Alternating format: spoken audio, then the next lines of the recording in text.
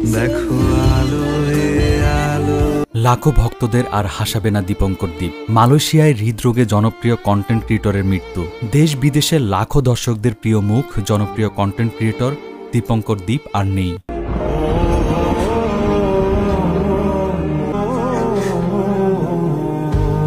মালয়েশিয়ায় চিকিৎসাধীন অবস্থায় হৃদরোগে আক্রান্ত হয়ে মারা গেছেন তিনি। গেল 1 মাস আগে পড়াশোনা করার উদ্দেশ্যে গিয়েছিলেন মালয়েশিয়াতে। এমনকি তার বিয়ের কথাও চলছিল পারিবারিক সূত্রে জানা যায়।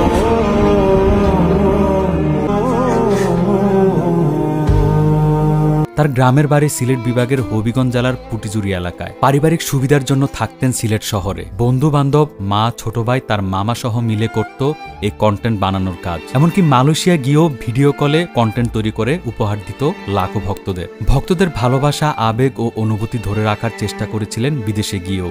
কিন্তু ভাগ্যের কি নির্মম পরিহাস, মৃত্যুর কাছে শেষ পর্যন্ত ধরা দিতে হলো এই তরুণ কন্টেন্ট ক্রিয়েটরকে।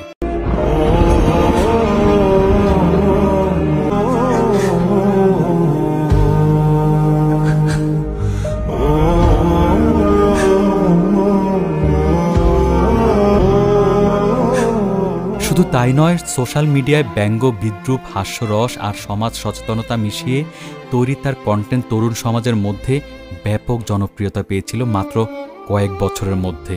বাংলা কন্টেন্ট জগতে তিনি ছিলেন এক উজ্জ্বল নক্ষত্র। তার মৃত্যুর খবর ছড়িয়ে পড়তে সামাজিক যোগাযোগ মাধ্যমে নেমে আসে শোকের ছায়া।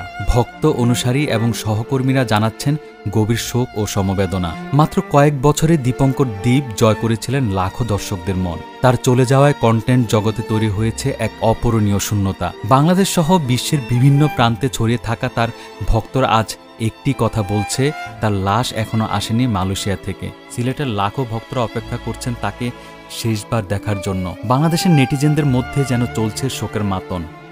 আর হাসবে না দ্বীপ, কিন্তু তার সৃষ্টিতে বেঁচে থাকবে হাসি, বেঁচে থাকবে দ্বীপ।